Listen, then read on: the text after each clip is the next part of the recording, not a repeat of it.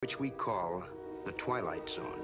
See it occur, and you look at Steph and Clay, and even Draymond with his lack of performance. He's in 2 in a row, 7 points for him. The twirling Doncic, melting into the defense. The front carry strikes. Swing, fly ball, well hit left center. Robert Acuna has homer. Rookie rushing record for the Steelers. Look, he came into this game averaging 3.67 yards per carry. 42nd out of 49 qualified rushers. Freeze to begin the third quarter. It has been incredible. Here he comes again. Oh, goodness. And the Greek basketball god. And he was a great guy that teaches the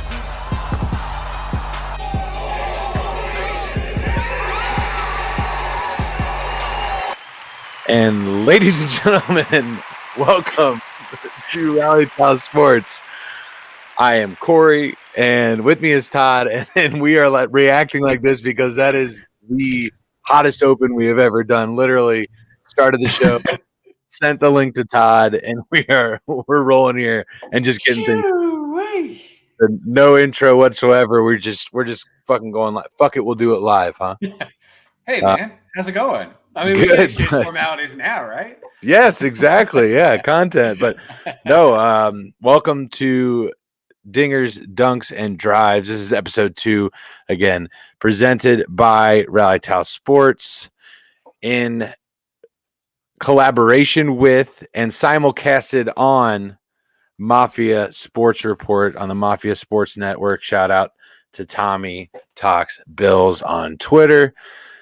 Again, I'm Corey. This is Todd. This is our second installment here. Todd or Bobby's liking the hats. Appreciate you, Bobby. Appreciate you dropping by. We both kind of unintentionally kind of brought the heat tonight with the hats. We did. I got the Habs going. Got the Marlins going. I got World Series era Florida Marlin hat on. I feel like Craig Counsell in this thing. It's beautiful. It's beautiful. Thank I feel like mine's Thank you. kind of crooked there. There we go. Getting a little bit better.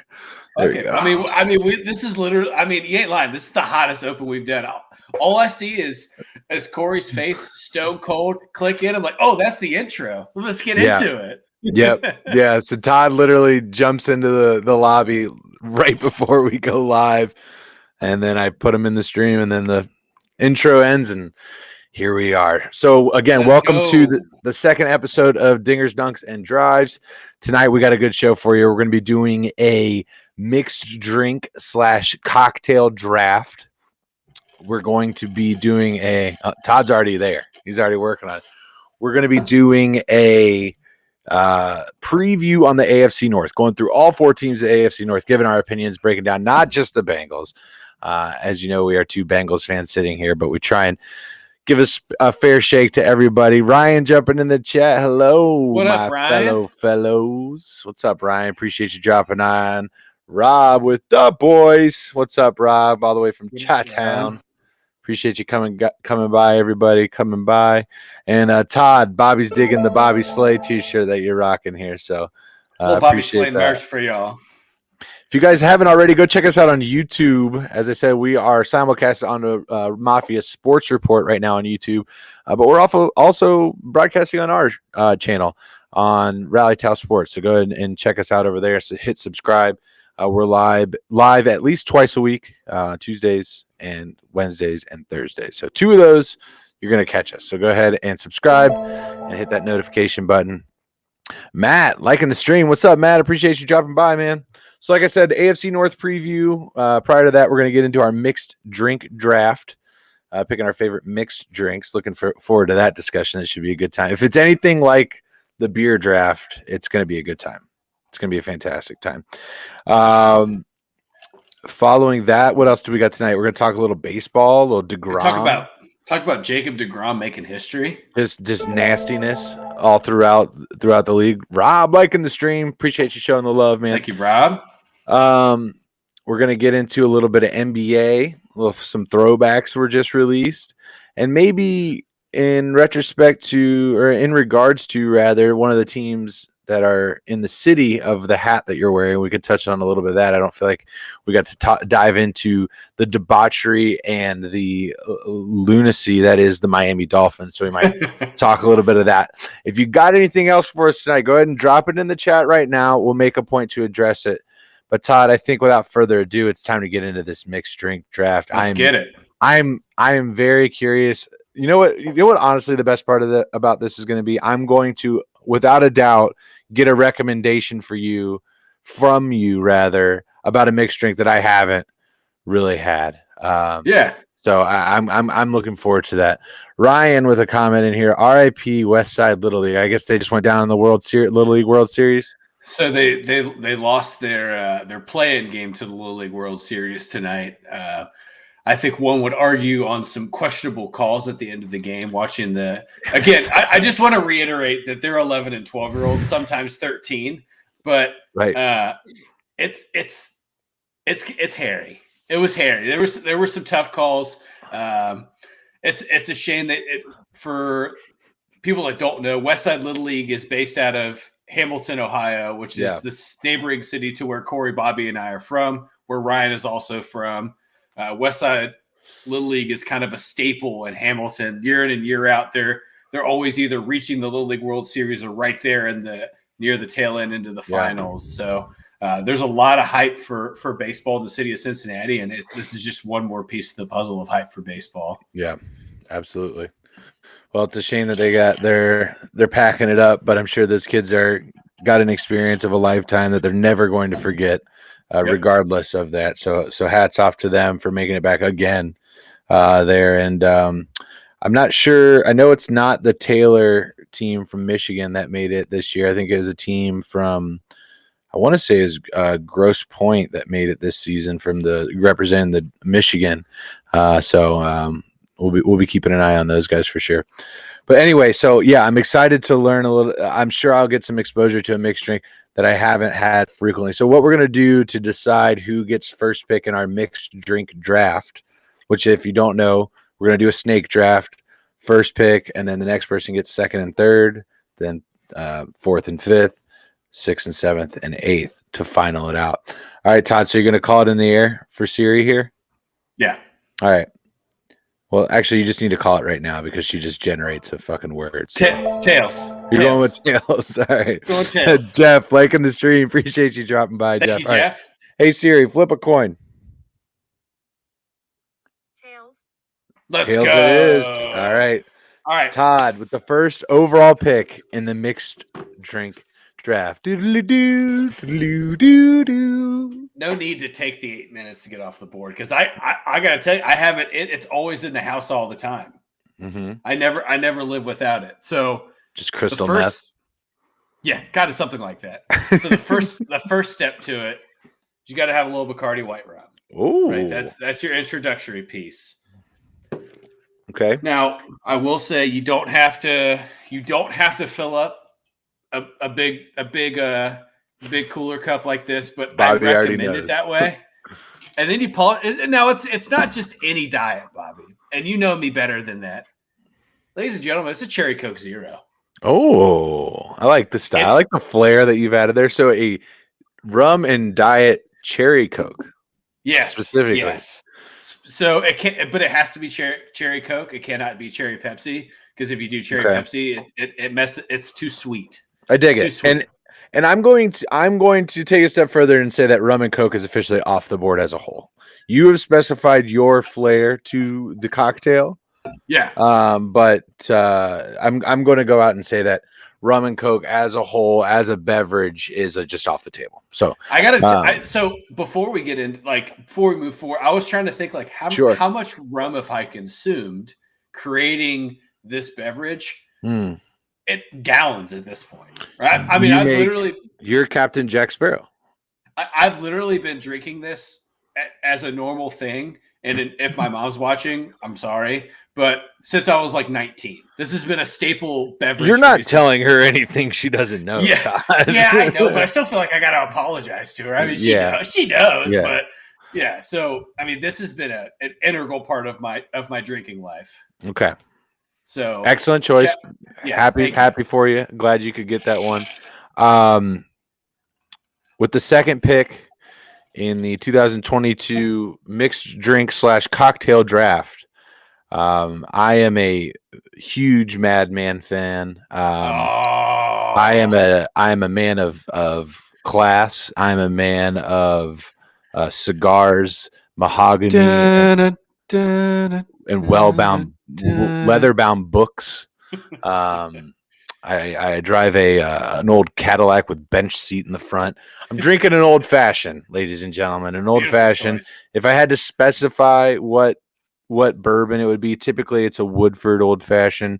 That's one of the better bourbons that I can find around at most bars have Woodford. Not my favorite bourbon, but it is my go-to when I'm getting an old fashioned at a beverage. So no, I'm going to go with an old fashioned for my number 2 pick.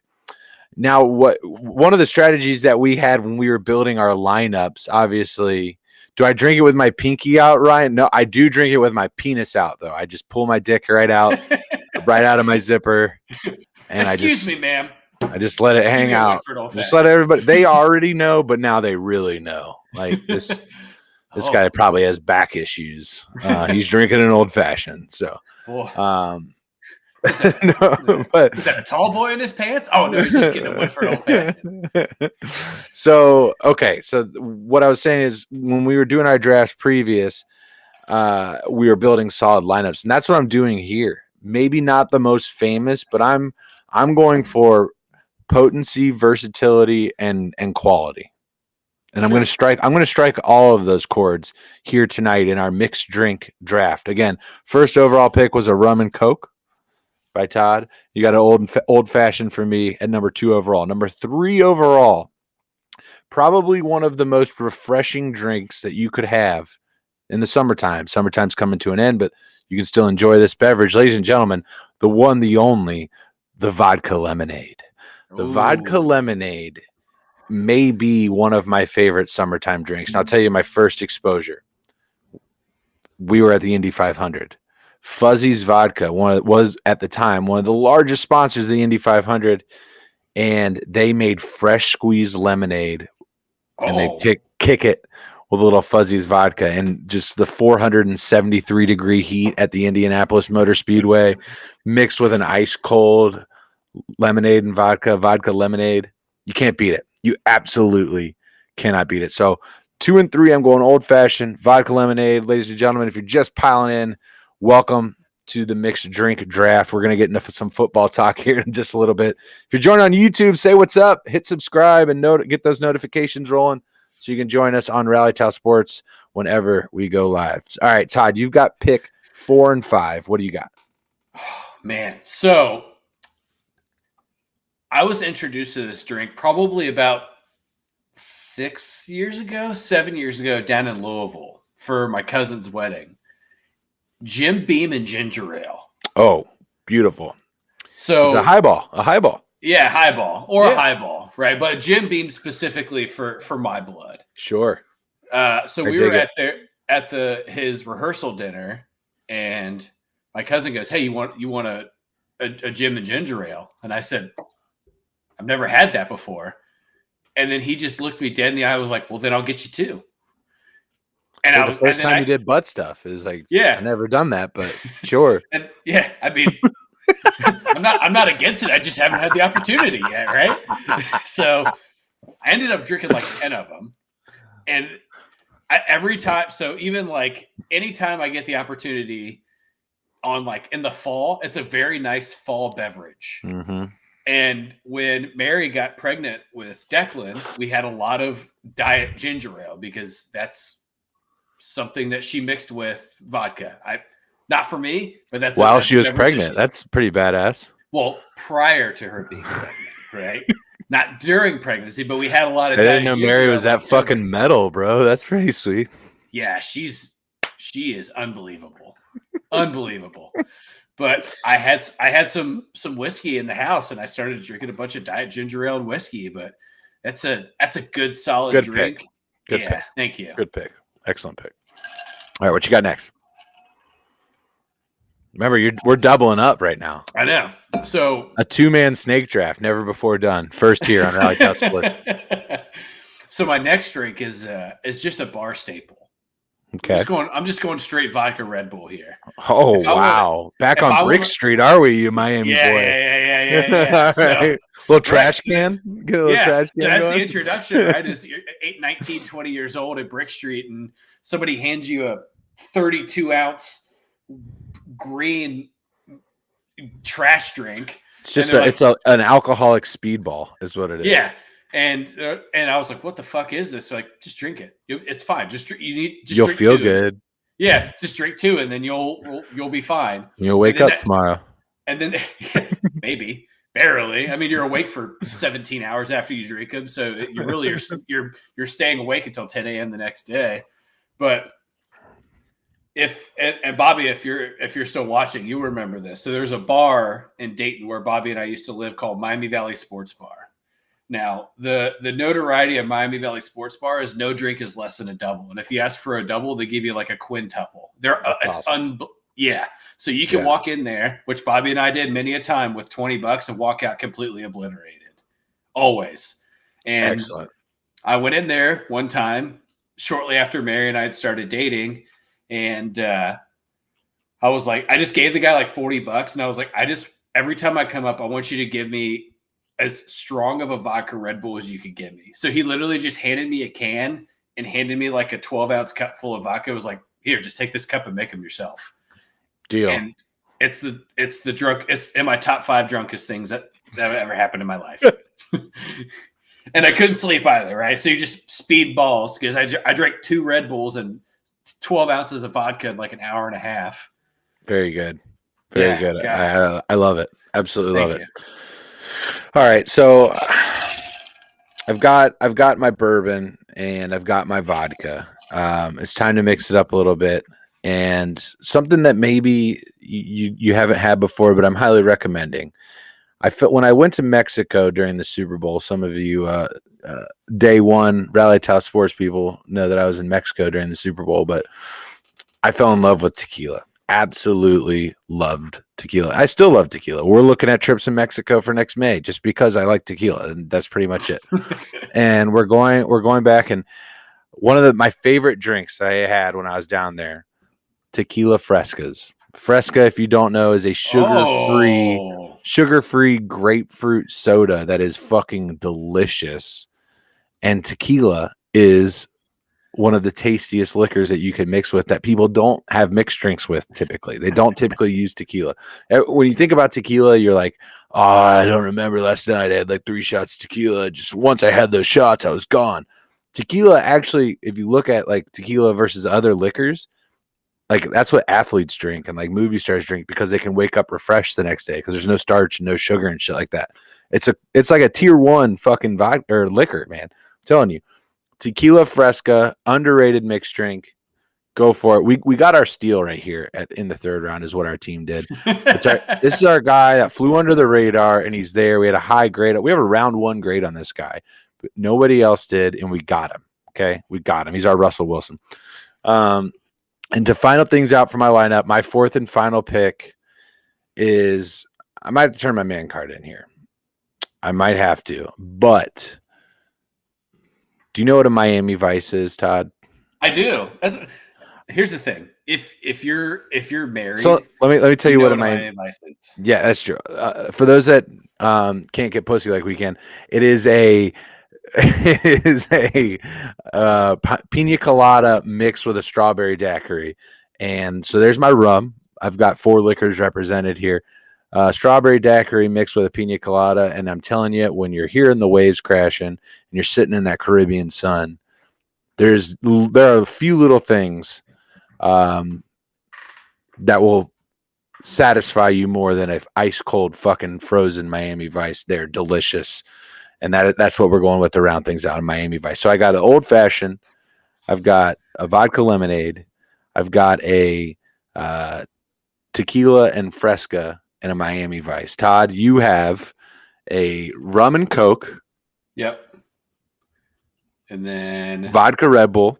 Yeah, so vodka Red Bull was last. Yeah. I had the Beam and ginger ale. And what do we got here to wrap things up?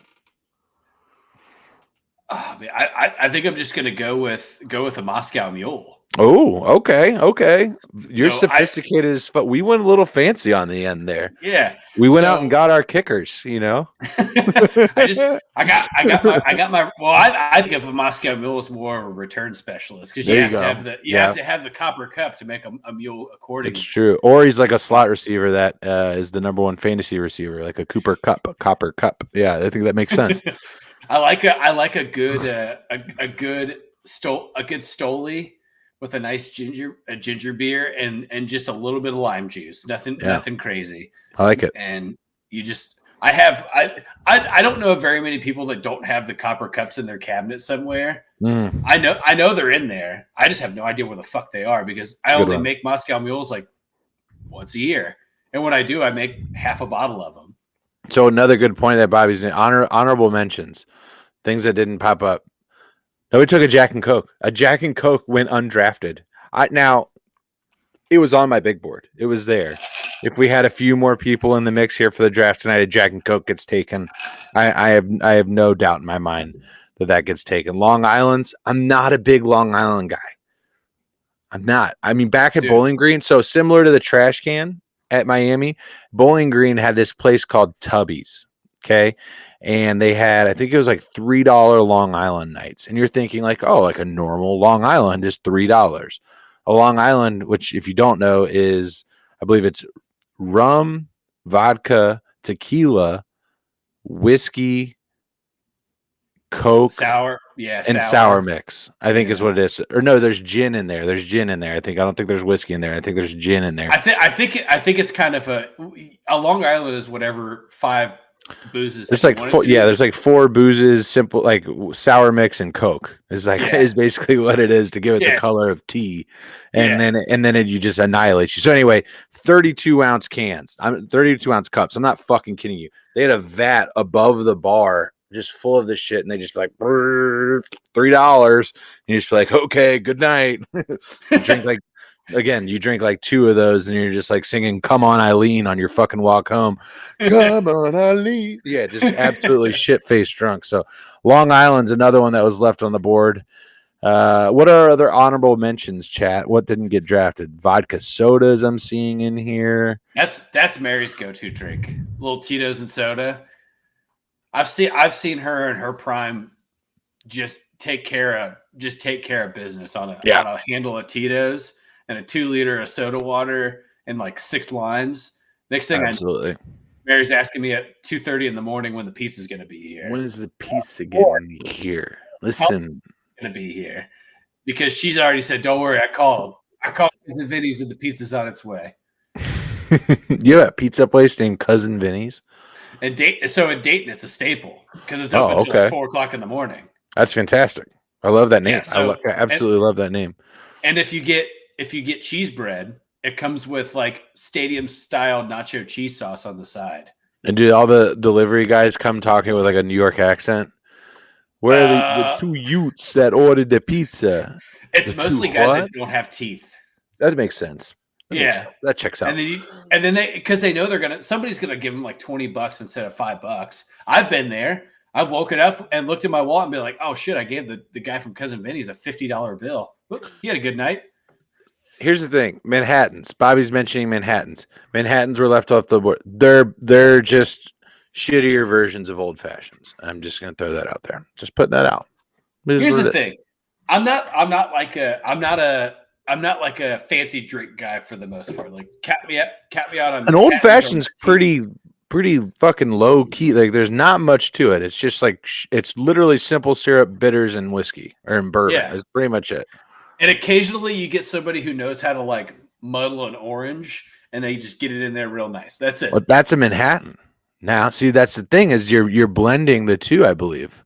Oh yeah, you're right. I'm not mistaken. I think that is literally the difference.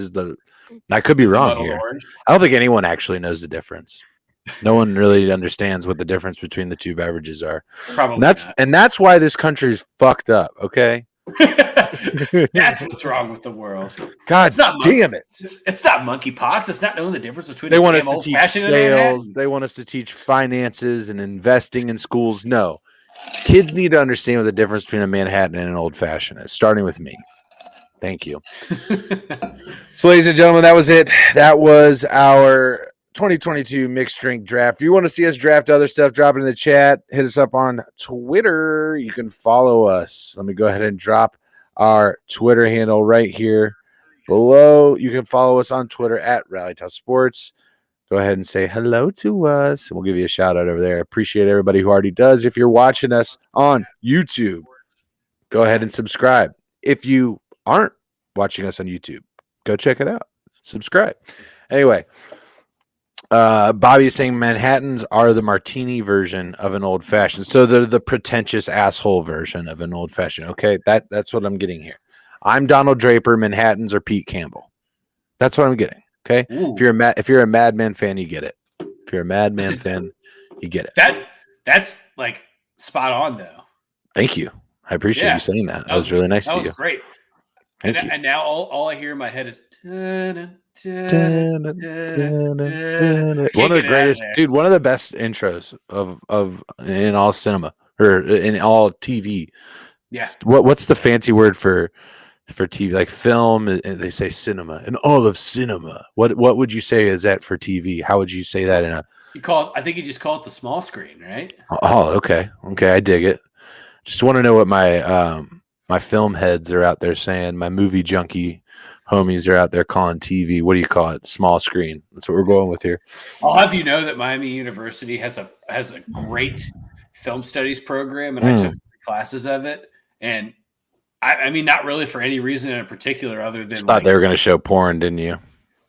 Damn. Well, I wasn't going to say that and right off the jump, but yeah, I thought eventually we would get into the NC-17 part of cinema, and now we're going to talk about adult entertainment as well. This is film, ladies and gentlemen. Whether you think of it highly or not, just some like fucking fat old dude teaching your class. It's week 16. Who's always sweaty. Yeah, comes in his shorts and a t-shirt and goes, "All right, I'm throwing in Debbie Does Dallas. Do what you want to do." Here to fix the cable. Who's a football fan in here? This one's about the Dallas Cowboys. Click. We just want to watch the game. Okay. Anyway, talking about football, moving on before we fall deeper into this fucking rabbit hole. Tonight is about the AFC North. We're going to get into a little bit of an AFC North preview as we are just a couple of days into training camp. Before we do that, Todd, you're fresh off of it. How the fuck was Hard Knocks? Oh man. Oh, here's the thing. So here's my 2 takeaways from watching Hard Knocks as I pour this new beverage for myself. Yes, good for you. You earned that. Number 1, the speech that Jamal Williams gives after that practice. Bro, Let's go. I would move mountains for that guy. If I'm an offensive lineman, I'm moving mountains for that dude. 100%. Here's the thing. There's a lot of people out there with toxic masculinity that would make fun of him for crying when he did that. I fucking love it. You know what that tells me is that dude really genuinely cares, and he gives a shit. Yeah, and he was upset about of course he was upset about having a bad record. Who wants to be on a team that goes 3-14 or 3-13-1? Like, nobody wants to be in that shtick. So yeah, he's fucking mad. He's upset that this team that he's putting 110% in for, they didn't win. And now I think Jamal Williams is a smart enough guy, which, by the way, he is very well spoken. I was very impressed with his ability to articulate himself. Yeah. Especially during an emotional speech like that. Yeah, I loved it. And I think that you match that with the coaching staff that the Lions have. And by the way, I fucking love the Deuce Staley, Aaron Glenn, like when they're scrimmaging. Yeah. All right. So about that, what was going on during that? Tell us. Okay. So imagine you and your best friend are playing Madden 12, right? And you're like, fuck it, we'll be the Patriots and the Colts. You be Brady, I be Manning, and we'll just go to town. And you're just talking shit to each other the whole time, and you're getting it to the level where friendships are on the line. That's Aaron Glenn and Deuce Staley. That's exactly what they do, and I love it. So these guys are Deuce Staley, running backs coach, Aaron Glenn, defensive coordinator of the Detroit Lions, and they're buddies. They're really good friends, and they're just going at it the entire time while the offense and defense are scrimmaging in training camp. So why the whole time that's going on, do you know what's going on in the back of my head, Todd? I'm sitting here going like, are they? And I even said this to Katie as we watched it last night. I was like, are they coaching? Or are they just like, are they even watching the players? Like, what are they just worried about razzing each other up? Obviously, HBO is going to cut the show how they want it to be seen. But overall, man, I absolutely love this first episode of Hard Knocks. It was fucking awesome. It was absolutely awesome. Dan Campbell is a character. I want more of Dan Campbell.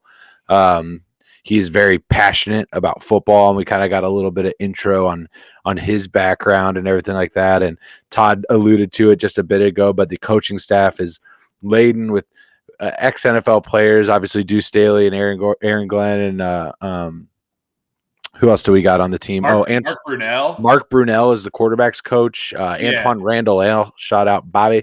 He's the wide receivers coach there. Al Fraley is the offensive line coach. Yep. And the guy from the Bills, Calvin Shepard, he's their linebackers coach. Yep. Yeah. Calvin Shepard. Yep. And I think the thing, and I think Dan Campbell says it really well in this first episode. He's like, it's not intentional that these guys like that. I just have a bunch of former players on my coaching staff. Yeah. It just worked out that these guys have the same goals that I do, and they know a lot about the sport. Yeah. And I love the statistic that they dropped into that first episode where they're like, there is over 80 years of training camp experience between the coaching staff. Yeah. That's ridiculous. And Mark Brunell's like, yeah, it's my 21st training camp. I didn't realize he played for 19 years. I didn't either. I knew by the time he was done in the NFL, by the time he got his ring in New Orleans, that he was like potbelly dad that was just standing on the sidelines. Collecting that check, baby. Best job ever. Yeah. Behind a franchise quarterback that you have no fucking chance in starting. But even Brunell in his heyday, like those Jaguars teams in the early mid 90s with Fred Taylor, like they went to a conference championship game. Yeah, they beat the Broncos. And the Broncos were by and large the best team in the NFL. So he's no slouch. I think I was talking about this with a guy at work today. Deuce Staley was a guy that like completely flew under the radar because when he was a running back in the NFL, there were already too many good guys that he was just kind of like floated into the mix. But you watch old he only played for like 7-8 years, I think. Yeah, because he had a very similar trajectory like Kajana Carter did, right? Like a lot of injuries early on. He tried to come back. He kind of bounced around. He got good years in Philadelphia, and then his body just stopped. So I love it. I'm with you, dude. I want more Dan Campbell. I love watching. I love listening to that dude. That first scene where he's in the war room with those guys, just talking about just. What did he say? He said, "I don't care if you have 3 ass cheeks and 1 foot or whatever." No, I don't care if you have 1 ass cheek and 3 toes. We'll still kick your ass. It's like, is that an advantage though? Is that an advantage? I love his whole analogy of like being like teams being in the water. Yeah, and you could just like you could hear him like drifting out himself, like kind of losing his way. He's like, but we're the guys that are going to come back in and just kind of in the shallow part of the water. That's where we want to be. And then everybody's like, yeah, okay. It makes sense. Yeah. We're with you, coach. Yeah. There's not a single person that watched that episode last night and doesn't think that Dan Campbell gives a lot of shits about that football team. I like him too because he's so relatable. Yeah. Right. Like I think you've said this and I 110% agree. Like that's a guy that if you just like walked up to him, was like, hey man, you want to go grab a beer? He'd probably be like, yeah, I got a half hour. No, he'd be like, yeah, let's go fucking do it. And that's how you talk. Yeah, man. Yeah, man. Yeah, man. Yeah. You guys know that Metallica song? All right, man. Train? When he referenced Metallica, I was like, oh, fucking sold. Yep, I'm in. All right. Anyway, enough about the Lions. That was fucking awesome, though. Hard Knocks Tuesday nights on HBO. Free sponsorship there for HBO. You're welcome. Anyway, go ahead and check it out. We'll probably be talking about it as the series goes on. So, but a great first episode. Moving on to what could be, when all is said and done, the best division in football. And we're going to get into why here tonight. We're talking, of course, about the AFC North, which, if you don't know, Bengals, Browns, Ravens, Steelers. And I want to start right there, Steelers. Todd. We're going to give our preview. We're going to talk a little bit about each team. And then I think we need to go ahead and just give a prediction as to who we think is going to win the division, and then maybe a sleeper to win the division as well. You like that? Cool. Yeah, I'm in. All right, so the Pittsburgh Steelers. All signs right now are pointing that Mitch Trubisky is going to be the starter come week 1. Any surprises there? What are you looking for the Steelers when they eventually wrap up training camp, taking on the Bengals September 11th for week 1 in Paycor Stadium? So I think the thing, just from looking at their training camp and Mark Kaboly, as I believe is his name, he reports very heavily on the Steelers. He's not affiliated with the Steelers, but he's like big in the Pittsburgh writing community. They do the 7 shots drill, right? 7 chances to the end zone, 7 on 7. I'm sure you're familiar with that drill. And he was going through the drill today and talking about, like, because of Najee Harris isn't practicing yet. And he was talking about Benny Snell. And he talked about Benny Snell being this, like, above average running back against a good front, or a good set of 7 on Pittsburgh's side, and Benny Snell just running all over them. But then he goes, oh yeah, by the way, Mitch Trubisky didn't miss a pass and caught George Pickens sideline in stride, and it looked like that they were in week 7 form. So I think that the thing that's going to come out of Pittsburgh, at least on the offensive side of the ball, that people are not necessarily prepared for, that I think that if you're in division, you need to be prepared for, is George Pickens, a rookie out of Georgia. I think he's a guy that you look at some of the ratings of top wide receivers in the AFC North. He's already cracking the top 8, top 10 for most of those ratings. And again, there's a little bit of disparity between the top 4 or 5, and then it gets, it drops off kind of quickly there. But that's a guy that immediately is going to come in and be Trubinsky's number 2 over Chase Claypool. I think you go Deontay Johnson and Pickens. You could throw Pickens right here in the slot because of his size, and then you have Chase Claypool is a top 5 wide receiver, right? Well, according to Chase Claypool, he is. But I think George Pickens is a guy. If you're in the AFC North, you're watching him pretty closely, because I think he's, of this wide receiver class, he kind of fell out of the hype, if you will, because there were so many good wide receivers getting drafted this year that he kind of kept falling. And I think the Steelers got a really good pick there. They also got Calvin Austin III out of Memphis, who is a guy that will likely return kicks and punts for them and do it very effectively. I don't think there needs a lot to be said about Pittsburgh's defense. They didn't really get any worse, right? You still have TJ Watt. You still have Cam Hayward. They re-signed Minka Fitzpatrick. It's good. Yeah, they did lose Bud Dupree, but it's not a defense to me where you're not questioning anything on the defensive side of the ball from Pittsburgh. So I think the big question mark is going to be, how is Mitch Trubisky going to manage feeding the ball to Najee Harris, and also when you're down 14 in the third quarter, is he going to be able to lead that comeback? And I personally don't believe Mitch Trubisky is the guy that's going to get you back into a game.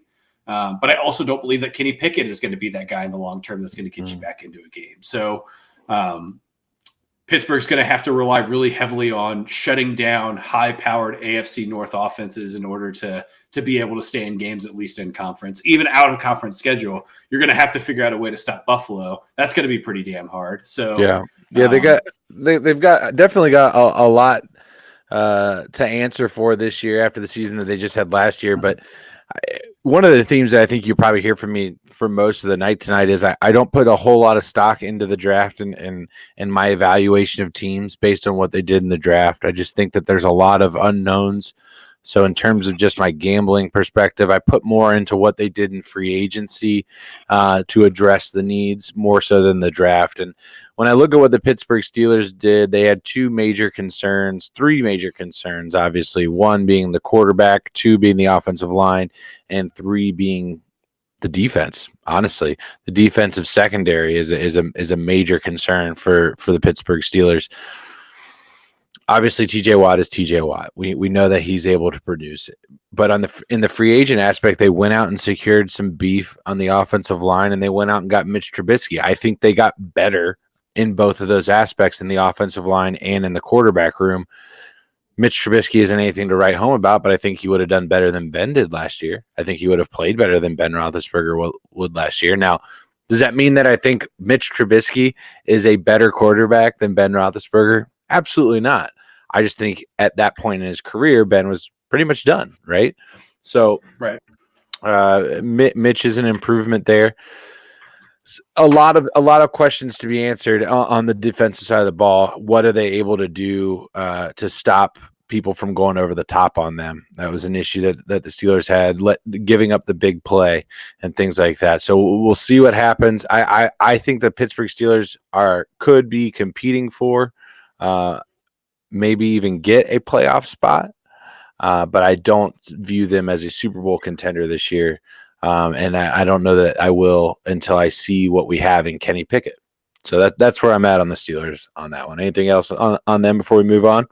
No, I think you covered it well. Good deal. So we're moving on next to the shittiest team that exists in the NFL. We are talking, of course, of the Baltimore Ravens. Ravens flock, I hope you fucking came in here tonight because fuck you. I'm just kidding. But seriously, Ravens, you suck. Anyway, Todd. Todd can't even look at the camera. Can't even look. I'm back. Listen. I know that you want me to be this guy that is just hugging and loving everyone, but we have Bengals fans, Steelers fans, and Browns fans. As Rally Towel, we have to unite against the Ravens.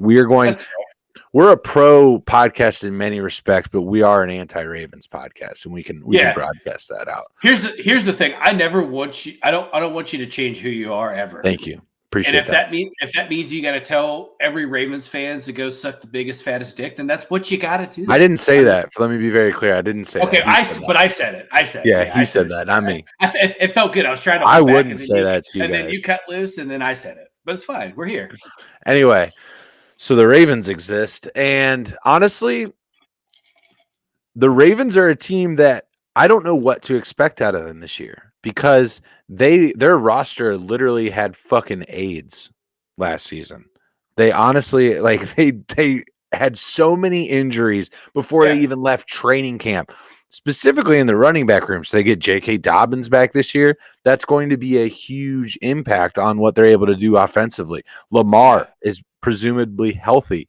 That's going to be a huge impact on what they're going to be able to do this year. Rashad Bateman had a full offseason of being healthy. Again, healthy. That's the key word with the Ravens here.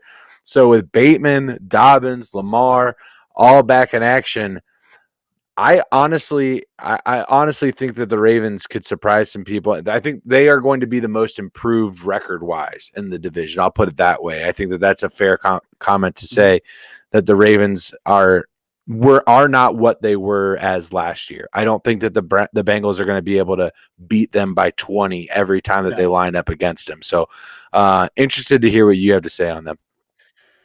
So I think the biggest gap that you saw last year, outside of just literally, like you said, just being completely riddled with injuries across the board, is they went out and got Kyle Fuller and Marcus Williams. So they got two pieces in their secondary that if you watch the Bengals play the Ravens, it was a full-blown explosion of shittiness from the Ravens secondary when you watched them. Even outside of them just playing the Bengals, their secondary was terrible. Yeah, running back room and secondary room was decimated by injuries last year. So you go out and get Kyle Fuller and you get Marcus Williams, right? Those are two defensive backs that you can put the workload on. You still have Patrick Queen. You re-sign Justin Houston. Yep. I mean, there's pieces there on that defense that make them really tough. And by the way, they re-signed Calais Campbell too, who is 7'4", 330 pounds, looks like an NBA center on a football field. It's ridiculous. But this dude in Pat, I mean, right? Look at him in Pat. Yeah, he's massive. He looks like a created player to me in a football field. That's how I see him, right? So again, defensively, they've fixed the gaps. I think they fixed most of the gaps that they had outside of just the question mark of injuries. Last year last year a lot of teams were heavily impacted by preseason injuries, right? We saw it a lot last year, knock on wood, not as much this year. But I'm with you. I think the biggest question mark that Baltimore has is what is Dobbins going to do to impact that offense? I mean, you look at him on paper. that's your give me the ball 25, 30 times a game. I'll catch anything you throw at me. I'm always going to run north. I'm never going to go east and west. That is the way he ran at Ohio State, and he will absolutely run that way in the NFL. And he's big, and he's strong, and he's fast. His first step with the ball is so quick, and I think that's what made him so good at Ohio State. But I think the problem is that, say J.K. Dobbins is a 1,000-yard rusher, I don't know outside of Bateman Bateman and Andrews, right? So I'm talking specifically on the wide receiver side. Yeah, there's not a lot of talent there for Lamar Jackson to be able to do anything besides cover Bateman long, which is not Jackson's specialty, right? He's not the most accurate quarterback. He's one of the better athletic quarterbacks in the NFL, but he's not a guy that is guaranteed to drop a dime plus 30 yards. And he can make accurate throws. Let's throw that cat. He can make that, but that's not his calling. His calling is just making plays. Right. It's his additional weapon to being an athlete is that you never know his ability to just move with the ball and create a play off of nothing is what makes him such a good quarterback. It is what got him the MVP a couple years ago. Yeah. So I agree with you. The Ravens are the team that it would not shock me if they win the AFC North, right? I could. So see they're your dark horse this year. Yeah, so they are my dark horse. That's a team that I could see putting together an 11-win season, right? Yeah. Like I'm right there. I'm right there with you. I think I'm right there with you. They were my dark horse. They're the reason I brought that up as something that we should talk tonight because they could win the AFC North this year. In all honesty, they have the largest spread in my eyes of floor to ceiling. Right, meaning that they could be exactly what they were last year, or they could be the best team in the division, is where I'm at with the Baltimore Ravens. So another big question in my eyes is Lamar. Which Lamar are we getting? Is it going to be a Lamar that's bouncing back and he's picking up right where he left off pre-injury? Or are we going to get somebody that went kind of the trajectory of Cam Newton that kind of wasn't the same since they were hurt and they haven't been able to produce, or like a Carson Palmer that just wasn't the same since they were hurt and out of the game and out of that rhythm of the season in, season out kind of thing? Which kind of Lamar are we getting? And I don't think the Ravens front office even knows that. You can tell by the fact that he doesn't have a fucking contract yet. This guy won an MVP. This guy won an MVP and his front office hasn't put a fucking contract out yet. That's insane. That's crazy, right? And so I look at that too, and it's funny that you mentioned that because that's kind of the revolving question that I ask myself about Baltimore is like, do they really believe that Lamar Jackson is their future? I don't know. And you're right. There is no answer to that yet because there's no pen on paper for money.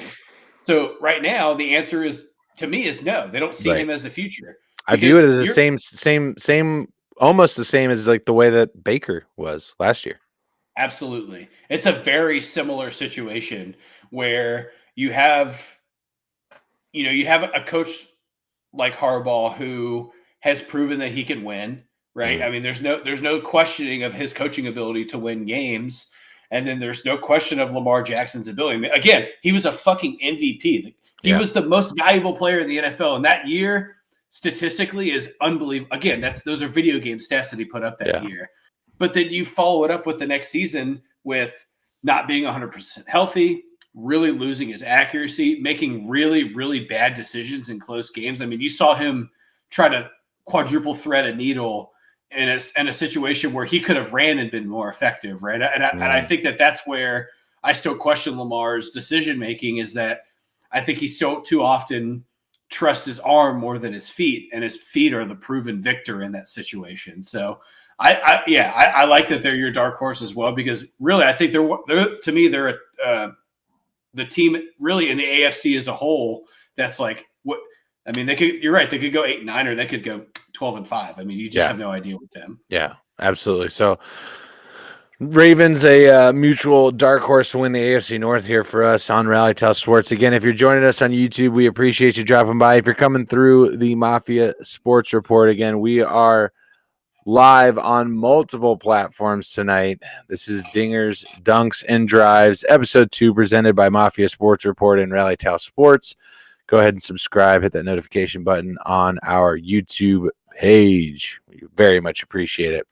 If you want us to talk about something tonight, go ahead and drop it on the chat. You can do so on Facebook and on YouTube. Go ahead and drop it in there. We got a few more topics here. We got the Browns and the Bengals and the AFC North preview, some MLB and NBA talk later on tonight as well. And we love you. And thank you for coming by. Thank you so much. So next, moving on to the team up north, as they are often referred to as in Cincinnati, the Cleveland Browns, who have had a whirlwind of an offseason, mostly involving the quarterback position, whether that be Baker Mayfield or whether that be Deshaun Watson. We talked in excess about what would happen to Deshaun Watson, what we think is going to happen. You can check that out on our YouTube page over there in our video library. You can check that discussion out. But regardless of what happens with Deshaun, we assume it's going to at least be 6 games. We assume that is the minimum that he is going to be getting, that he's going to be getting at this point, right? So with that in account, the first 6 games are pretty low budge, right? There's not a lot of challenge there. There are 2 games that they're probably guaranteed to lose. I would say guaranteed in quote marks, because there are no guaranteed games in the NFL, and I'm referring to the Patriots and the Chargers. Their toughest road game in that stretch is against the Carolina Panthers, and that's week 1 against Baker Mayfield, who I'm sure will be absolutely fucking jacked for that opportunity. So anyway, the Cleveland Browns, no OBJ, no Baker Mayfield, Deshaun Watson comes in, Kareem Hunt wants out. What's going on in Cleveland, and what do you see happening for the Browns this season, Todd? So I think just outside of looking at player talent in Cleveland, anytime there is anytime there is significant controversy in a city for a professional sports team, results usually are not as strong as you would like them to be. Yeah. Because regardless of how strong your character is or your ability to separate, being a professional versus kind of separating from the media, it gets on the field. It's inevitable. To me, Cleveland is right now in this moment. I'm speaking on who their current roster is. They are the worst team in the AFC North. Wow. I think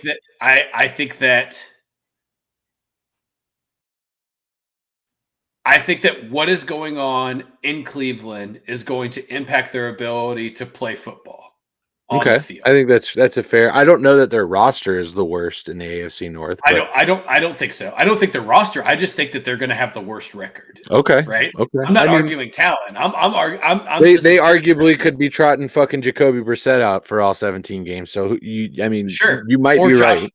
Or Josh Rosen, right? Or are they gonna trade for Jordan Love? Right, like there's a lot of speculation on Jimmy G. Could happen.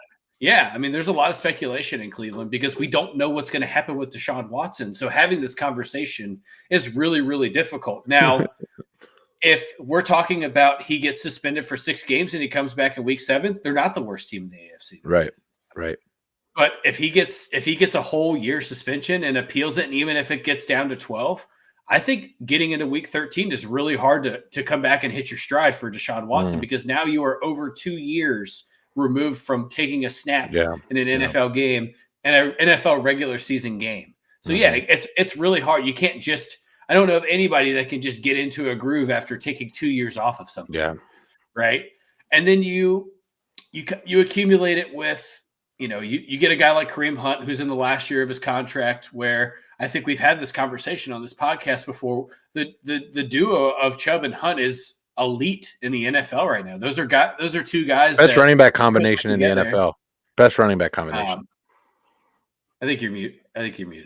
Oh. No. I think I'm coming through. Just run. Just run, Todd. Oh, so I think the big thing that is going to happen with Cleveland this year is I still think that all of this off the field disparity is going to impact the way that they're going to be able to play on field. So you look at the injury of Jakeem Grant. Yeah, they bring him in this year. He tears his Achilles. That really sucks. So you've lost You've lost really your wide receiver too. You bring in Amari Cooper. You lose J.C. Treader, but you bring in Ethan Pochich to replace him, a little bit younger, a little bit cheaper than Treader. And they also, so offense is a big question to me. Defensively, they go out and get Clowney. They get Miles. They, sure up Myles Garrett. They keep Denzel Ward. They go out and get Chase Winovich from the Patriots as well. It's a big question mark in Cleveland as well. And I'm interested to kind of see what's going to happen there come week 2 or 3. It's going to be. Yep. It's going to be interesting. Yeah, so I know Todd can't hear me right now, but I am coming through on the stream. I'm pretty sure Todd can go ahead and listen over there, and maybe there's something going on with his headphones. But I'll just kind of give my piece on the Cleveland Browns while that part gets figured out. And honestly, yeah, we've painted a picture about Deshaun, and we've painted this picture about what's going to happen if he has to come back in week 13, like Todd mentioned, and can they pick up from there and all these things. But I'm going to paint a different picture. What if the Browns don't suck? What if the Browns are decent? Let's say he's suspended 12 games, and let's say that the first 12 games they go 4-8 or 5-7. Let's say that they're just below 500 and not doing all that well, but they're kind of right there. And then Deshaun comes back,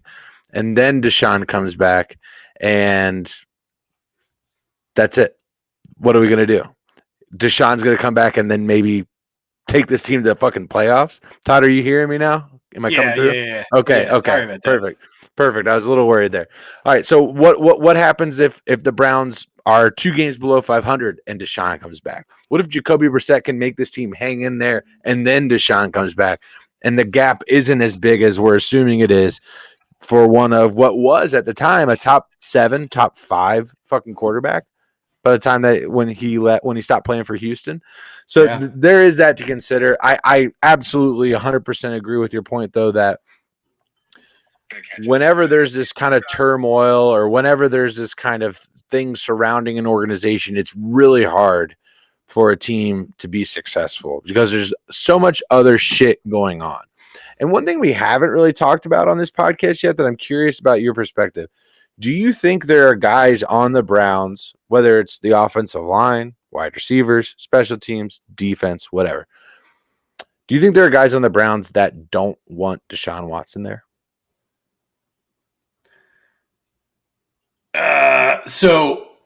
Yes, I think that there are people that exist within that roster that think, regardless of accusations being true or false, are absolutely disgusted with him as a human being. It's human nature to just not want to like somebody, right? But I think that here's the thing: when you're playing a team sport. Yeah, you're never going to like everybody on your roster, right? That's just what it is. A 53-man roster, 90 people on a practice field. There's bound to be a couple people that you just can't seem to get along with.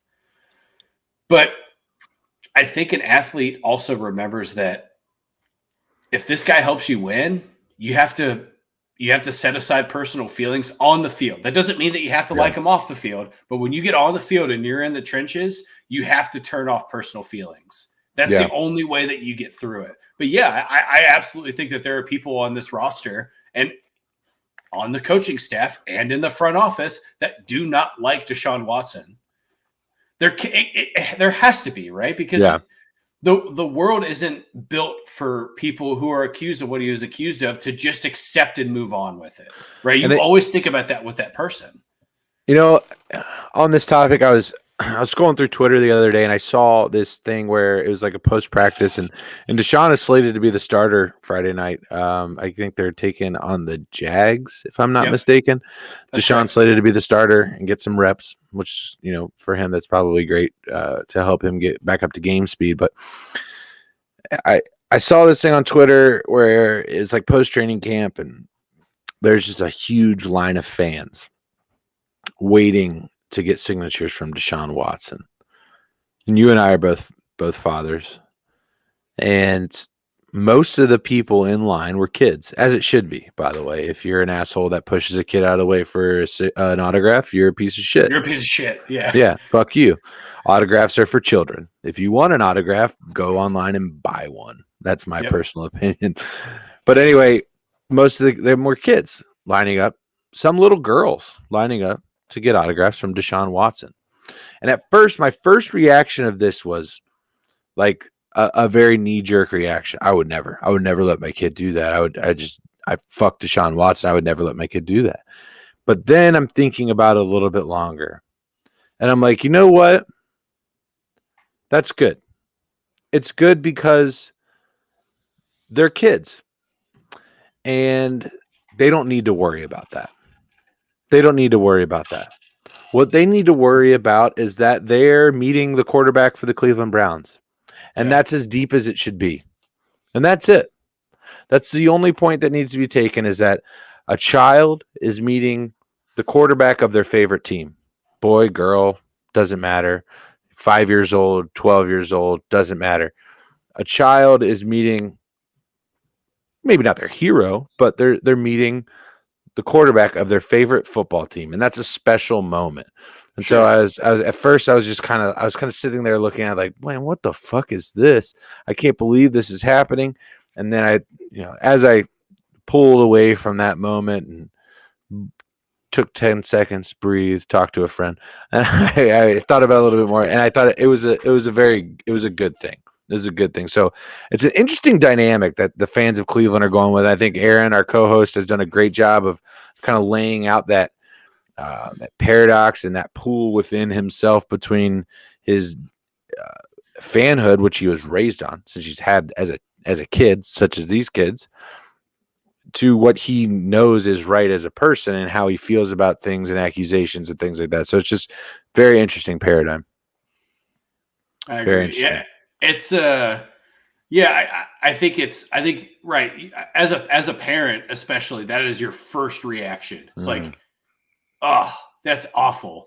But you're right. It's not. I would never. Yeah, it's not a child's responsibility to worry about that or have an opinion on that.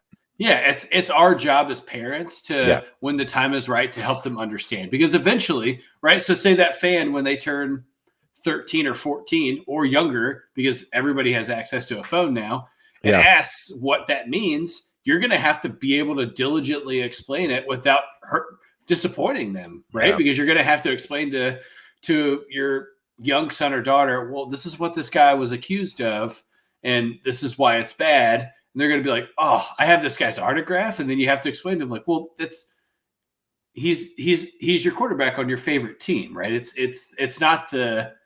almost like a character, right? It's not the person. Yeah. The character is the quarterback of the Cleveland Browns. The person off the field is Deshaun Watson. That's how I think. There is a differentiation. There is a separate. There is a separation, in my opinion. I think that separation will make itself very clear on Sundays. We won't be thinking about that. We'll be thinking about the way he performs. 100%. For sure. 100%. So very interesting. The one time it did bleed in, though, the person and the player bled in, I remember, it was week 1 against the Minnesota Vikings. If you remember all the stuff that Kirk Cousins was doing last year, where he was separating himself with plexiglass, that was the first thing that came out of my mouth in the stadium. Where's the plexiglass, Kirk? It was the first thing I yelled from the stadium. Yeah, Vikings fans around me didn't find it very funny, but I did. That's a tight-knit group, man. Yeah, great fan base. Great fan base in Minnesota. That's an excellent fan base. Yeah, stick to their teams, and hats off to them for doing so. But all right, the finale. The reigning kings of the AFC North, in the newly dubbed the stadium formerly known as Paul Brown, Paycor Stadium, the roar at Paycor, the jungle at Paycor. Your AFC champion, Cincinnati Bengals. Lael Collins is back. Alex Kappa is back. The offensive line is getting reps together. Jackson Carman is looking good. ladies and gentlemen. What are we going to get out of the Bengals this year? What are you most excited about? What are some of your concerns, Todd? And how do we do? So I'll start with my concerns first because I like to save the good stuff for the end. So really right now, my biggest concern is their secondary, right? And I say that by the idea that, again, as of today, Jesse Bates is not suiting up. He's not going to be on the field. He's holding out on the Bengals for an extension. So then you put that position in the hands of a first-round draft pick in Dax Hill. But just exactly as you said it at the beginning of us talking about this, you don't put your hands, or you don't give your prediction based off of draft picks, right? Because you have no idea. You're getting every piece of data that you get is brand new for the first 20 weeks that they're on the field. So you don't hang your head on that. That's where my biggest concern is just in the secondary, because outside of Jesse Bates just being an above average defensive back or a safety as a whole, he's the veteran leadership on the defensive side of the ball. He's kind of he's the guy that rallies the troops. He's the guy that gets you hyped in the locker room. So that's really where my concern is. I look at their on the defensive side. I look at it from front to back, and you look at the front four. There isn't a lot of concern there, even as you get into the second or third part of that depth chart. Linebackers are what they are at this point in the NFL. If you have two guys that can cover East and West, then you're kind of serviceable as a linebacker right now. You don't have to have the Ray Lewises anymore to be effective in the NFL. It helps to have really athletic linebackers, but you don't have to have the bruiser anymore. But the secondary is the one thing really on defense where I'm like, all right, I'm not sure what's going to happen. You're not really sure what's going to happen here. Right. Offensively, I really just think my biggest concern is the offensive line going to let Joe Mixon do what he does best and just let him run the ball, right? You go out and get the signings that you need to get to make the offensive line better. You turn this thing into a bunch of 3 out of 5 question marks to maybe 1 question mark in Jackson Carman. And you have a guy in Joe Mixon who can certainly be a horse, right? He's built for it. He runs extremely effectively. He's good at catching the ball out of the backfield. He's even a good pass protector. He's good in the backfield at blocking for Burrow. So I think that's really my only question. That's a very small question to me, is are they going to let Joe Mixon be Joe Mixon? And I think we'll get some answers to that in week 1. And I'm very interested to see how the Bengals kind of start their first offensive drive. If they go kind of back to the backbone of getting aggressive and trying to and go for the long ball or the shock value ball that they had to go to so often, or if they let the offensive develop and kind of – and it's almost like a buffalo chicken dip, right? A buffalo chicken dip takes time to get ready and be mixed in accordingly and get it all together. And I think a really good offense is the same way, right? Thank you. An 8-minute drive on your first possession is one of the most crippling things that you could do to it. What up, Tez? So I think that those are my 2 concerns, and they're very small compared to what my concerns were 3 years ago. Yeah. So it feels great. It feels great to be able to do that. So here's let me address my concerns. I think let's keep riding this train. I don't have a whole lot, Todd. And let me tell you why. Okay. So I did that. I tricked you here. I said, let me tell you about my concerns. And I don't have that many. And I'll tell you why. And I did this fucking last year mid-season. We did a podcast. You can go back in the archives and you can check it. It's called Contenders and Pretenders. We were about mid-season. And who stood up and called the Cincinnati Bengals a Super Bowl contender? You did. I did. You're goddamn right, Todd. I did. So let me spin zone this shit for you to tell you why what's happening is good right now in Cincinnati. And I'm going to refer to the Jesse Bates thing. One of the things that I'm seeing out of training camp right now is first-round pick Daxton Hill out of the University of Michigan, U of M, getting a ton of reps with the first team. I'm seeing articles coming out and praising Von Bell as a massive leader within that defense. And I mentioned this a few weeks ago when we talked about Jesse Bates as being the leader on this defense. He's the leader on this defense because the role was kind of forced upon him. Him and Sam Hubbard, the two most veteran people on that defense, the only two actually from the Marvin Lewis regime. So with Jesse Bates being removed from the situation, that does create a void, but what it also creates is an opportunity. And what I mean by that is an opportunity for others to rise up and a natural fit for that leadership position, guy that plays right next to Jesse most of the season, another veteran in the league that's been around for a while, Von Bell, a guy that's made plays for the Cincinnati Bengals, Von Bell. And I'm hearing a lot of praise coming out of camp about Von. One thing I want to put out there real quick before I get too deep into just lamenting or just being so excited rather over my team is that training camp, take it with a grain of salt. It's all bullshit. Wait till they start playing football games. But we're doing our best here in the beginning of August to get you some solid football content out. But so with Daxton Hill getting a lot of these reps, what I'm hearing is Dax is going to get a lot of playing time. What I'm not hearing is Dax is going to start. So what I think is that the Cincinnati Bengals front office, the Cincinnati Bengals organization, beat writers and local journalists who, if all you get is your sports team news from national journalists, figure out who your local beat writers are, follow them on social media, start getting your news from them. They are 9 times out of 10 more accurate, faster with reporting, more in depth than any national news outlet could ever be. And that's if you like our small market teams like we like here on Rally Tile Sports, or your crazy large market teams as well. Get your local beat reporters for your local papers, reporters for ESPN, the associates of the team, and things like that. Anyway, so when I'm hearing that Dax Hill is not going to be a starter because Jesse Bates is going to be back. But when he's getting all of these solid reps, I'm thinking, man, this could be actually a really good thing that Jesse's not there, because Jesse knows the defense. Him and Lou have a great relationship. Jesse knows what to do out there. Dax doesn't. These reps are going to benefit him a lot. They're going to get Dax ready for week 1. So that looks like a positive to me.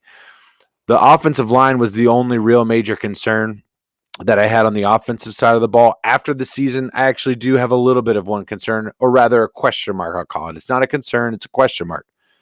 How effective are they going to be in the red zone? It was the worst part about the Bengals offense last year. They couldn't score. They couldn't score in the red zone. The field shrunk. It got tight. Their offense wasn't built for that. They had no opportunity to score, mostly because of, 1, CJ Uzomah, and 2, the offensive line. CJ Uzomah, not a fantastic receiving target. He was available. I think a lot of that had to do with Jamar, Tyler stealing a lot of the coverage, and Joe Burrow just being a guy that can read what's happening out there. I think you're going to see Uzomah probably take a step back a little bit this year, not only just because he's going to be sharing targets, but he doesn't have the weapons around them there in New York like he did in Cincinnati, or the quarterback, to be quite frank. Right. So how will Hayden Hurst affect what this offense is able to do? Quite honestly, I view him as a better receiving tight end than that of a CJ Uzomah. Not much, but that could be enough. The offensive line giving him the time to let plays develop. When you notice, the Bengals scored most effectively in the red zone when they weren't getting pressure on Joe, when he was letting the play develop and they were letting guys get open on their second, third, or even fourth move in the red zone. So that is going to be my major thing to watch. How are these reps for Dax Hill going to allow him to be successful as a common player, not necessarily a starter, but a guy that's going to get a lot of playing time, a lot of snaps out there, with the Bengals like to mix things up in the secondary with their different packages and such. And then how is the offensive line and Hayden Hurst going to affect how effective the Bengals are in the red zone? What are you looking forward to the most? What are the things that you are confident in that the Bengals are going to either improve on or to be just as good at in next year? I honestly, the thing I'm most excited for is watching Jamar Chase again. Yeah. Again, there's bias in this statement, but he's one of the most exciting players in football right now. Yes. No argument there. Yeah. So let me ask you these questions then, Todd. What Okay. are some of your like under the radar things that you think could pop off both offensively and defensively? Who are some players that you're really excited to watch and see as they develop into their career with the Bengals? I mean, Joe Mixon. I think you're going to watch him have 1,000-yard season. Great. I'm really, really excited for him to finally have the ability to do what the Bengals drafted him for. The dude is a horse. Prior to whatever went on with him at Oklahoma, he was a Heisman candidate. Don't forget that. There was a point in time where he was one of the best running backs in the country. Top 10 pick. Yeah. And that at a time where that running back position was starting to fall out. Mm-hmm. So don't forget that. And defensively, we've talked about him. I'm going to throw up a little. I throw up a little bit every time. I'm excited to watch Mike Carter play in the NFL. I really am. Zach Carter. Thank you. Yeah. I'm really, really excited to watch him play in the NFL. He is. I just watching footage of him in practice. He is terrifying. Yeah, because dude. I said this. I stand. He's raw. That dude has never been taught technique. He has always just been bigger, faster, and stronger than ever. At least NFL technique, right? I was going to say. I mean, Grantham, the DC at Florida is probably one of the better defensive coordinators. Todd Grantham, they're solid. They're solid there. Right. So I think what we will notice is that he probably relied on just his ability to just be stronger, faster, and just better more than his technique. So yeah, sorry, go ahead. Yeah, no, that's kind of what I mean. Like I look at him and I see a guy that's still figuring out how to play the position, right? That's kind of what I'm trying to say. Which is terrifying. Yeah, especially with an already fairly deep or a good talent around the defensive line, right? So I think that's a guy that you're going to watch and make an immediate impact and make a guy like DJ Reader even better. And this is a guy that we took in the third round. I'm not on the team. But the Bengals took on the third round, and they're talking about him filling that void of Larry Ogunjobi. Obviously, the Bengals signed 2 defensive tackles in the previous offseason, being B.J. Hill via trade, actually, through from Billy Price, and fucking fleece, bro. and then Larry Ogunjobi was a free agent from the Cleveland Browns, came back. And played one season with the Bengals, had a great year, injured in that Raiders playoff game. But they're already talking about Zach Carter being the guy that fills in that void of Larry Ogunjobi, and that's exciting. If you can strike on a third-round pick like that of a guy that just has that talent. He was projected high, like upper second round, and fell to the Bengals, just probably due to some combine stuff. Florida didn't perform that well. They fell off at the end of the year, fired their coach. All of those things that came along with that might have had something to do with it. But I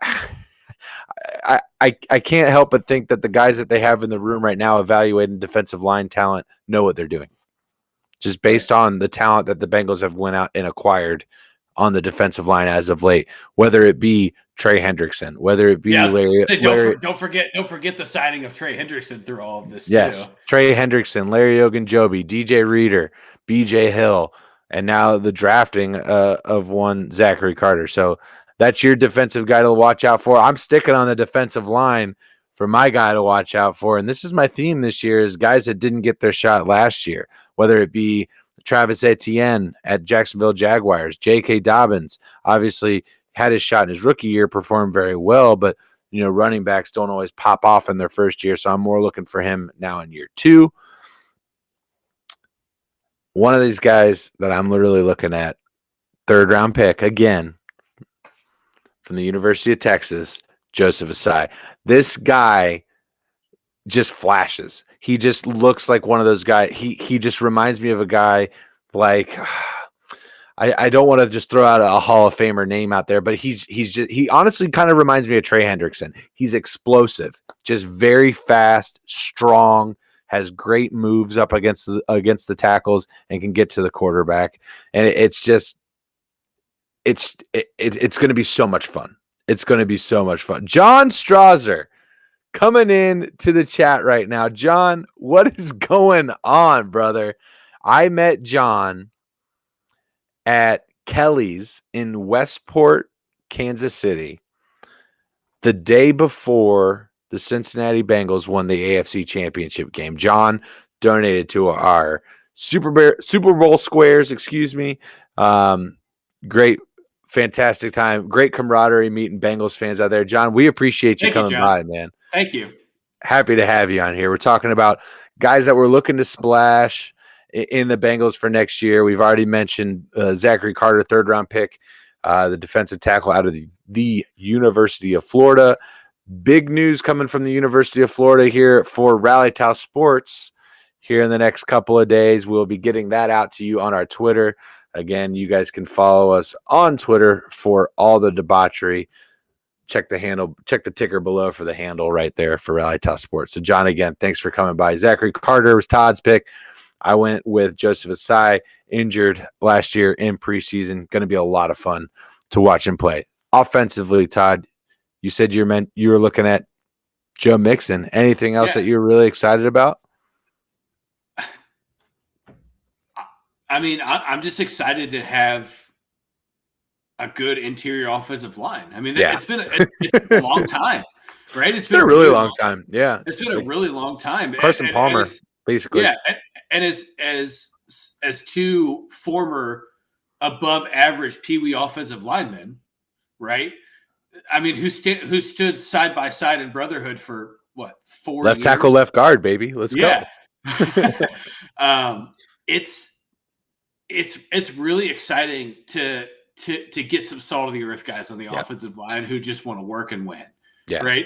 It's been a long time since I've been able to watch the Bengals and I don't have to just focus on misreading a blitz or not following a stunt or somebody missing or your quarterback's leg getting taken off or something like that. It's been and I'm just excited again, and Joe Mixon coincides with that. But it's perfect to see.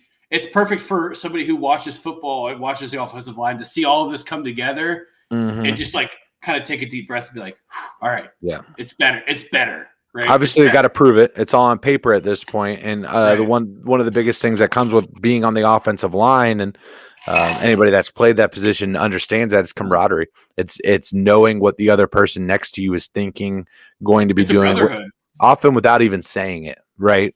And that just comes from time and watching film together and going through all those situations out on the practice field. I'm going to stick in the running back room for my person that I'm looking for as well, Todd, and it's not Joe Mixon. Second-year player, again, out of the University of Michigan, America's ass, Chris Evans, baby, Captain America. I'm very high on this guy. I watched him last year in preseason, and just the speed. And if you go back and look at some of his tape from Michigan, and obviously the way he played in the postseason and the way that he played in the regular season, even just when he got opportunities and got his hands on the ball, the guy did not disappoint. He did not. He just plays hard and fast. And when he gets to that second level, he's fucking gone. He's gone. And he's so smooth in between the tackles. Like, you look at a guy like Marshawn. Marshawn Lynch is a guy that he will create opportunities, right? That's how Marshawn Lynch runs. When I look at a guy like LaDainian Tomlinson ran well, right? So Tyreek Hill is faster than LaDainian Tomlinson. LaDainian Tomlinson is without a doubt a better running back, right? You get what the comparison I'm drawing here? There's a difference in being a very fast running back than being a very good running back. Somebody that can navigate well between the tackles, making moves, seeing opportunities at the second and even third level before you even get there, and the route that they need to take to do that. And Chris Evans is a guy that I think has that ability. And I honestly think he could be one of the more underrated players on this offensive roster just because of all of the athletes that currently exist, right? And the Bengals are very privileged to have weapons galore. So Chris Evans, somebody that I'm very hopeful, kind of assumes that Samaje Perine role where he's getting more touches. Well, the good news is you're going to see him a lot because he's going to be returning kicks for the Bengals this year too. It's going to be so sick. It's going to be so sick. I mean, I agree with you. So I think the thing that you saw him in his short time, kind of late in the season when Mixon got injured and you got to see Evans hit the field. Yeah. He's so fast out of the backfield. He is. And he has such hits it, man. And his hands are soft too, which is it's integral to an offense where the flat route that you get because of all of your weapons at the wide receiver position, that flat route becomes open a lot. So because you're stretching the field so much and kind of spacing, especially if you're facing, say like a cover 3, that space, that 5 to 7 yard space on your wide hash mark is always open because you're stretching the field so much. So a guy like Chris Evans on 3rd and 4 gets open a lot for that. Yeah. Right. Yeah. And here's the thing about when you're thinking about this, if you're Joe Burrow and you're seeing things where, okay, a defense is going to try and keep the lid on things, right? Joe Burrow drops, you got TB, you got Jamar, and you got T Higgins running deep, and they're going to try and keep the lid on things. So you look for things underneath, you look for your Hayden Hurst, and you look for either a Joe Mixon or a Chris Evans. When you have that running back running that flat route, running that up and out route, he's probably sitting back with the quarterback more often than not at the beginning of the play, and then he leaks out, right? It's a pass pro, then leak out as an option for the quarterback, kind of a check down option. When he does that, when he leaks out into that flat, more often than not, what you're getting is an outside linebacker or a defensive end that's going out into the flat and covering him. So you have a one-on-one with a guy that you're way faster than. Obviously, the linebacker has the pursuit. They have the angle. But if they can make a miss, there's a 20-yard gap between the next person. And maybe there's another linebacker that's floating over that he has to make miss, or has to put a stiff arm on, or he has to run around or something like that. But the opportunity for success is there if you can execute on it. So it's something that, again, I'd love to see Joe Mixon get worked more into the pass game, but I think the Bengals really want to have him as somebody that can just tote that rock for him and just slam it right up the gut. Now that they have an offensive line that can allow him to do that. Yeah. And look, I think I look at Joe Mixon, and I don't want to draw this comparison because I think it's very early in Mixon's career. We haven't seen it. It's not that early though. It's not that early. Well, we're in year 4, right? Of Joe Mixon? Yeah. No. He's on his second contract already. Is he really? Yeah. We're in like year 7. I'm pretty sure of Joe Mixon. Oh, shit. I'm pretty sure. I could be wrong. We're already in year 3 of Joe Burrow, buddy. This is Joe Mixon. This is year 6. Year 6. Shit. Yeah. Oof, man, time flies. Yeah. So, but again, I think the thing is that he hasn't had full assets to reach potential. Yeah. And you look at 100%. I look at him and I feel like kind of Vikings Adrian Peterson vibes when I watch him run the ball. Right? That's what I feel when I watch Joe Mixon run, because he's got that ability when he's one-on-one with somebody that he can overpower them too, right? You don't get to see it a lot, but he has the ability to do so. And I often feel though that sometimes Joe Mixon goes down a little easy. I feel like sometimes he runs with his weight in front of his waist or in front of his ankles, if you know what I mean. His weight is often, which allows him to fall forward often, which is great for a running back, right? But what that often does is also makes him unbalanced and unable. Once contact comes, he goes down. So that is one. And it does make the second level harder if you're running that way.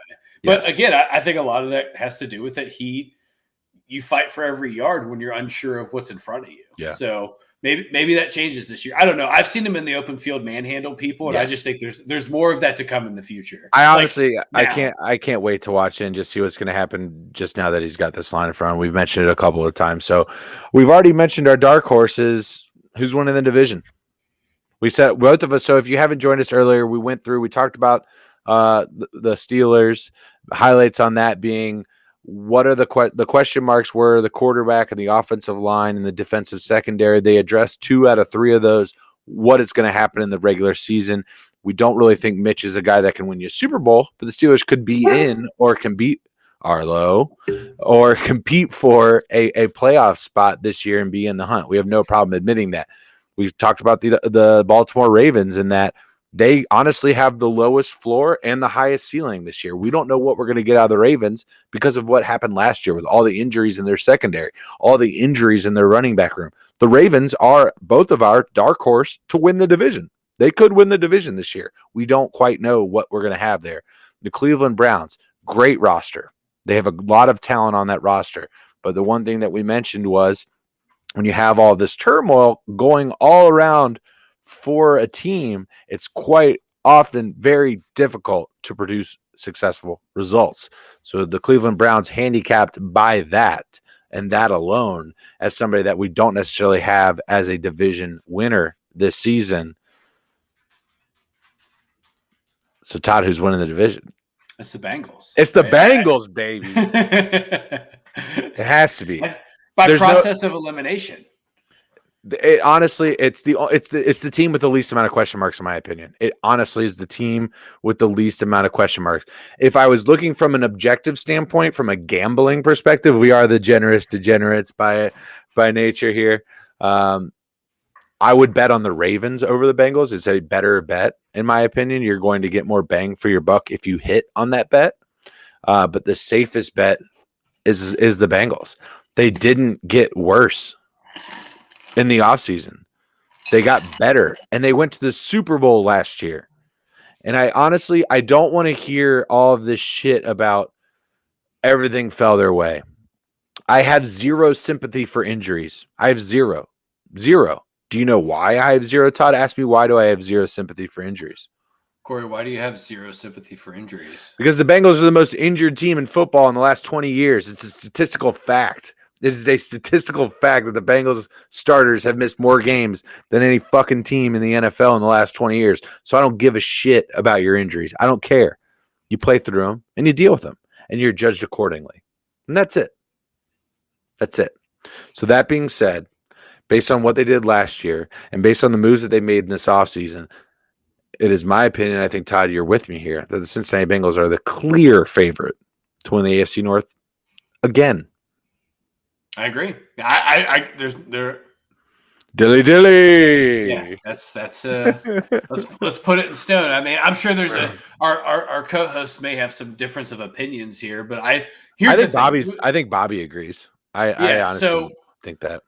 So we are very similar in the sense that we base our decision on things off of proven facts, right?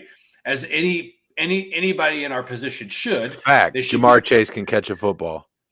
Right. So I think that the way that you go through this, let's call it a process of elimination, is that the Bengals have the lowest, or I'm sorry, they have the highest upside and the lowest downside. That's the way that I look at the Bengals right now, because we still haven't. We're still watching a team develop the rapport, right? The core talent of the Bengals offense is still young. I mean, the two biggest parts are still contract. So yeah, we're at the forefront of it. And now the Bengals as a whole are in an ability with them giving the stadium rights over to Paycor to have what the NFL calls escrow money. Escrow money turns into signing bonuses. So let's talk about this. Let's get into this. The Cincinnati Bengals were one of the only two teams in the NFL to not have naming rights associated with their stadium. The other, of course, being up in the state that is also a mitten, Wisconsin. Green Bay Packers being Lambeau Field, no naming rights associated with that. And the Bears. The Bears, thank you. And the Bears, thank you. Don't forget about the Bears. It's hard to not forget about them, but I'll try. You sorry, Rob, dude. Rob, sorry, bro. So I just want to talk about the Bears for like 2 minutes, if I can. Absolutely, so please do. Your largest asset on defense in Roquan Smith has said, I don't want to be here anymore. An off-the-ball linebacker, by the way. Yeah. That's your largest asset on defense. Not a corner, not an edge rusher. It's an off-the-ball linebacker. Go ahead. It's an off-the-ball weak side linebacker. Has said, I don't want to be here anymore. Get me the fuck out of here. But the why behind that, there's a couple of whys behind that. If you read his long iPhone notes app that he distributed out to the world. I call it a social media dissertation. So what he said was, not only would it be bad for me to accept the offers that they have put on the table, it would be bad for the linebacker market. That's what he put out there. But anyway, all right, go ahead. So that's just an organization that has been completely ill-developed and mismanaged for too long, right? I mean, you're coming off an era of a coach who new GM though. Yeah. So outside of Matt Patricia, I think Nagy's one of the biggest dumbasses the NFL has hired as a head coach in a long time. What's he doing now? I actually don't know the answer to that question. Just folding towels somewhere. If an NFL team hires him to do anything on a sideline, they are automatically putting themselves at a hindrance. The dude is a complete egotistical fucking nut job who has no reason to be on a sideline. I'll be honest though, Todd. If you took off the glasses, put in contacts, put on a visor, you could be Matt Nagy for Halloween. I could be. You could be Matt. You could be Matt Nagy. I could just wear a T-shirt that says "Give me Justin Fields." Just says visor on. Asshole. Yeah. And another part of the Browns is David Montgomery has come out and said the Bears. Hey, yeah. Yes. Or I'm sorry, the Bears. Thank you. Has said, hey, I've been dealing with a lot of stuff off the field, mental health stuff, personal stuff in my life, and the Browns the Bears had just said, fucking deal with it and get here on Sunday. They did nothing to support him off the field. And if you are a, let's say a top 5 pick, because the Browns are going to be, or the Bears are, I keep saying the Browns, I don't know why. The Bears are going to be there next year. We know why. We know why. I think it's embedded in my blood. Yeah. If you are a top 5 pick and you're looking at Chicago, you're like, keep me as far away from there as I can. Yeah. And even Justin Fields, you watch his body language and practice as I have, because I've been following Justin Fields, because I might end up putting my foot in my mouth, but I said on this podcast early after Justin Fields was drafted or before the season started last year, I think that he had the largest upside of rookie quarterbacks. You did. I did. And I might be putting my foot in my mouth, but it also could be a circumstance where this dude is completely just been put in a pile of turds and been told to turn it into gold, right? Yep. Yeah, absolutely. And we've well eclipsed 2 minutes, by the way. Sorry. It's okay. Moral of the story is the Bears are trying to leave Soldier Field because they need to get revenue in, because they recognize that this franchise as a whole is floundering because the city of Chicago is prohibiting them from this. Yep, absolutely. Right? So the Bears need to do this, and now there's all other things a part of this. But the moral of the story is that the Bears are a downswing franchise, and you're going to there's going to be no teams that don't have sponsored stadiums in the next 5 years. Well, I guess the Packers technically, it doesn't matter because they're community owned. Yeah. But any non-community owned franchise will not be. It'll be owned by, the stadium will be of someone. Yeah. And so if you don't know, obviously the Bengals for the longest time were Paul Brown Stadium. Obviously prior to the creation of Paul Brown Stadium, they were Synergy Field, where they played with Cincinnati Reds. They shared Riverfront Stadium is what it was called. But the Bengals have sold those naming rights to a large company in the city of Cincinnati that handles all your payroll and HR needs. That is Paycor. Could be a sponsor. We know anybody from Paycor? You want to sponsor this fucking podcast too? That'd be pretty dope. Here's the thing. My cousin works there, so I just gotta ask her, like, hey, help us out here. Yeah, just talk to him. Just give us we'll wear Rally Tell Sports Paycor t-shirts for sure. 100%. I'll text her. Yeah, I appreciate that. So they're going to be having the Roar at Paycor now. And what is this going to do for the franchise? Todd alluded to it earlier. It's going to help with signing bonuses, but why? The reason why is because there's so many things that are generated in revenue for the team. Ticket sales being a large portion of that, obviously jersey sales and things like that. Most of that revenue is shared. It is shared throughout the league between the 32 teams. That's why you're getting the shit from Dan Snyder and the Washington Commanders about lying about ticket revenue, right? Because that is a shared revenue amongst all 32 teams. We win together, we fail together. You know, the success of one is the success of all. That's the motto when it comes to ticket sales in the NFL. Naming rights, different fucking story. MetLife Right. Stadium or whatever it is out in the metal in New Jersey now, where the Giants play. I think it's MetLife is where they play, if I'm not That's mistaken. correct. That's Yep. a huge fucking sponsorship to have your name on the stadium of the New York Giants and Jets. That's massive. That is a massive deal, right? Bengals, it's probably, I mean, honestly, as a franchise, you couldn't have cashed in at a better time. You could not have cashed in at a better time. There's a ton of buzz about the Bengals. They're getting talked about almost daily on most NFL talk shows, and they just went to the fucking Super Bowl. So, in my opinion, Todd, great move by the franchise. What do you think? Yeah, look, I think the worst thing that I've seen that's come from all this are people saying, like, it's always going to be Paul Brown Stadium to me. Good. Cool. Guess what? You're gonna get to sign extensions for the two best players on the Bengals offensive on the Bengals roster. So call it Paul Brown Stadium, call it the Bengals Stadium. I don't give a fuck. Call what it you a call it. bag of dicks field. I don't give a shit. I don't care. I don't care. It doesn't matter. So there's not a lose within this. You have 16 years of guaranteed money from Paycor. End of story. That's it. That's all you have to worry about. If ISIS offered $600 billion, we'd call it ISIS State. Well,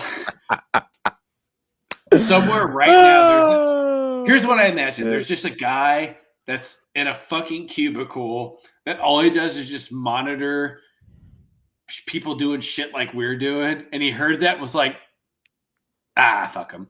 And just get moved on. Yeah, he's fine. He's fine. Yeah, these guys are fine. They look. Yeah, no, they're just being silly. That guy's got a beard and he looks like he's in a basement, though. I don't know.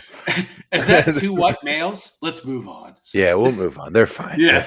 They're fine. No, honestly, I really don't give a fuck what you call the stadium. I'm just glad that the Bengals have come into the modern age of being a football franchise, and I think Mike Brown said it best, that it's what's best for the team. So. Yep. Yeah. Absolutely. I love it. Well, I am, ladies and gentlemen, we had a lot more that we wanted to cover tonight, but I'm going to be honest with you. We have gone on for almost 2 hours now, and I think it's about time for us to wrap, and we'll save some more content for tomorrow. Todd, we got a great show coming up for tomorrow. What do we got going on tomorrow? So tomorrow night, we will have Derek from Bring the Juice. A large Colts Nation podcast is going to be with us at Rally Towel Sports tomorrow. It's going to be fucking at 8:30 Eastern. I've been corresponding with Derek off and on over the last 2 weeks. He is really excited to talk about the Colts with people who don't have any. For us, this is a blank slate for the Colts, right? Outside knowledge only. Yeah. So I was very transparent with him. I said, this is what we're doing. We just want to get somebody on from your fan base, your neck of the woods. Yeah, that just tells us anything that you want to share with us about the Colts. So make sure you're tuning in tomorrow. He's a super nice guy. We're really, really excited to have him on here. Make sure to check him out on YouTube and subscribe. Bring the juice. Bring the juice. Subscribe. It's gonna be it's gonna be fun. I'm excited to learn about the Colts because this is to us. We've and thank you to Tommy again. We've talked a lot about the Bills. We talked a lot about the Bengals. We spent the first post mixed beverage draft talking about the Lions. I'm excited to hear about the Colts, man. I think that this is a franchise that has there's a lot of question marks there still, right? Like every small market franchise wants to be is the Indianapolis Colts. Yeah, so we're gonna ask Derek our questions that we have about the Colts. He's gonna give us as much insight. The perk for us is that Derek has had the opportunity to be on the sidelines of training camp. He's been in the trenches with these guys, so we're gonna get to hear awesome. First-hand experience from Derek tomorrow. So really, really excited for that. So please do us a favor, go over to our YouTube page, subscribe, and hit that notification so that you know when we are going live and we are producing a new video. And you can always go back and check out our old videos on YouTube. Again, this has been Dingers, Dunks, and Drives. Tomorrow we'll be live with Bring the Juice podcast here on Rally Tough Sports. For Todd, I'm Corey. Thank you so much. And you'll see both of these beautiful faces here tomorrow night. We'll see you then. Right.